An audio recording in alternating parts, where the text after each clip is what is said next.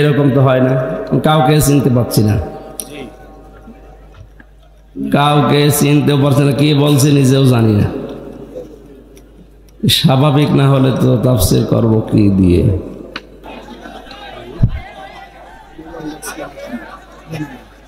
না, আমার তো স্বাভাবিক অবস্থান নেই, আমি আমার কন্ট্রোলের বাইরে, আমি কিছু বুঝতে পারছি না। ভাই ভাই খুব অসুস্থ, দোয়া করে দেন। আজকে মাইকে বলিয়েন না, দোয়া করে দেন। জোহরের পর থেকে অসুস্থ হয়ে পড়েছি, আমার শরীরের ওপরে কন্ট্রোল নেই, আমি মনে হচ্ছে সৈন্যের ওপরে ভেসে বেড়াচ্ছি, ঝাপসা ঝাপসা দেখা যাচ্ছে। এই 11টার দিকে এক ডাক্তার দেখিয়েছিলাম, ঔষধের ডোজ মনে হয় রিয়াক্ট করেছে। পার্থক্য এতটুকুই, দুইজন আদর্শ পেয়ে খুশি, সিরাত পেয়ে, নবীর সিরাত আদর্শ পেয়ে খুশি, আর দুইজন শুধু জন্ম নিয়ে খুশি। আমরা কি শুধু মিলাদ পড়ব না নবীর আদর্শ মানতে চাই?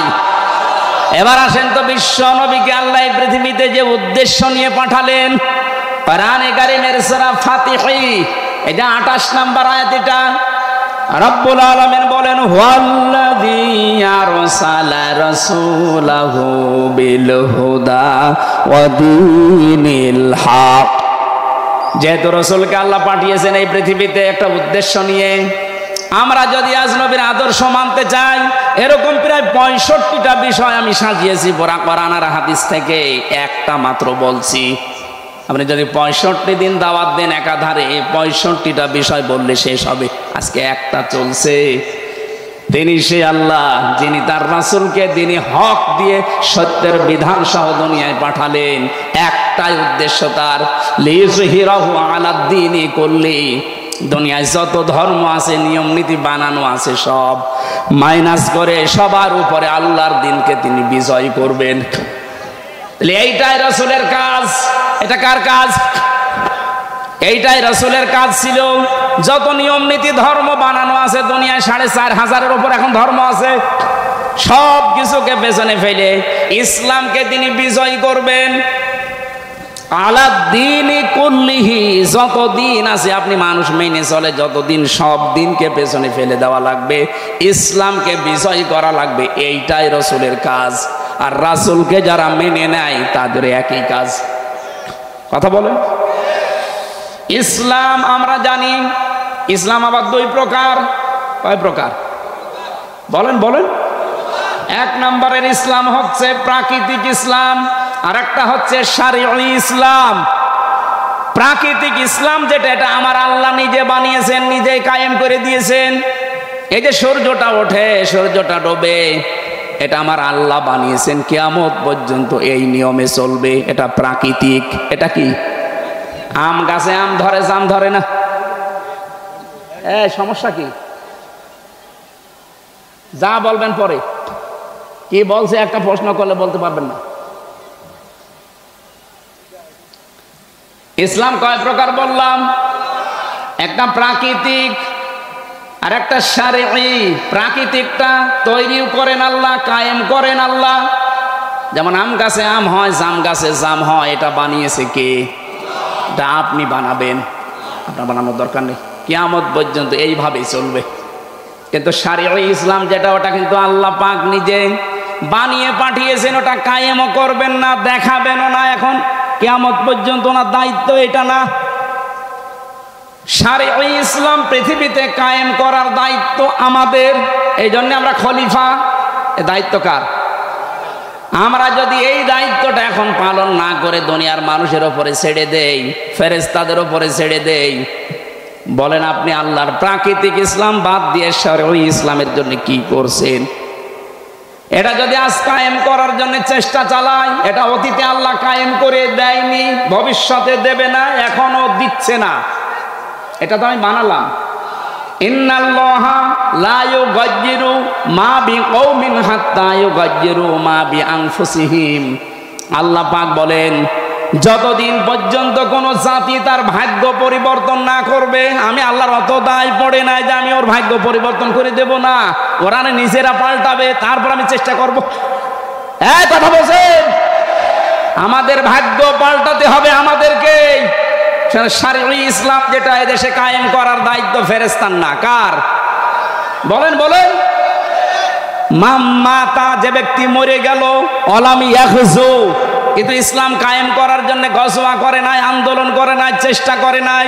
অলাম ইউহাদ্দিস বিহি নাফসাহু, মনের ভেতরের আশা আকাঙ্ক্ষাও ছিল না যে দিন কায়েম হোক। মাতা আলা শুবাতিন মিনান নিফাক, নবীজি বলেন যদি মরে যায় তো মুনাফিক হয়ে মরবে। তাহলে আপনার নামাজ দিয়ে, রোজা দিয়ে, হজ দিয়ে, যাকাত দিয়ে, দাড়ি টুপি পাগড়ি দিয়ে আপনি মুনাফিকের মরণ থেকে বাঁচতে পারবেন না যতদিন শারঈ ইসলাম যেটা সব দিনের উপরে ইসলামকে বিজয় করার জন্য কাজ না করবেন। এটা যদি কেউ রাজনীতি মনে করেন, হ্যাঁ এটা রাজনীতি। আকাফা বিল্লাহি শাহিদা, এটার জন্য সাক্ষী হিসাবে যথেষ্ট কে? আপনি কেউ যদি দুনিয়ায় কাজ না করে, আমার আল্লাহ বলেন আমি নিজেই যথেষ্ট। নবীকে আমি এটা পাঠিয়েছি করার জন্যে, নবী সেটা করবে যত বাধা আসুক। আর নবীর উম্মত যারা দাবি করছে তাদের এই একই কাজ।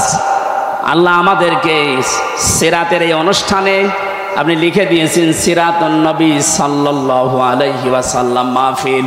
ওনাকে যে উদ্দেশ্য নিয়ে আল্লাহ পাঠিয়েছে ওই উদ্দেশ্যে আপনি সামনে এগিয়ে আসবেন।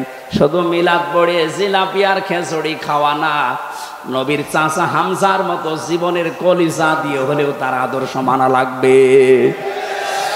আল্লাহ তুমি আমাকে সহ যারা শুনলাম নবীজির এই উদ্দেশ্যকে সামনে নিয়ে আসার তৌফিক দান করো, আমিন।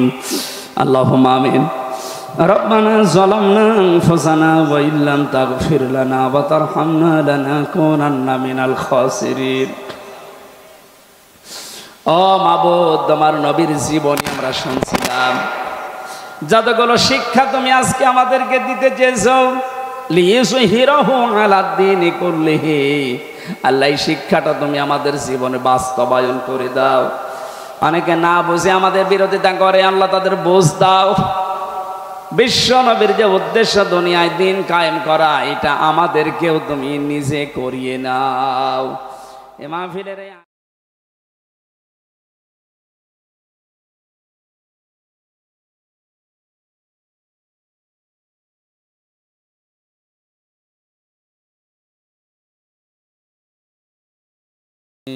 ওয়াকাফা বিল্লাহি শাহিদা সাদাকতা ইয়া রাব্বানা। আন আবি হুরায়রা রাদিয়াল্লাহু তাআলা আনহু قال قال النبي صلى الله عليه وسلم من مات ولم يغزو ولم يحدث به نفسه مات على شعبة من النفاق رواه ابن ماجه وما زادهم إلا إيمانا وتسليما اللهم صل على سيدنا مولانا محمد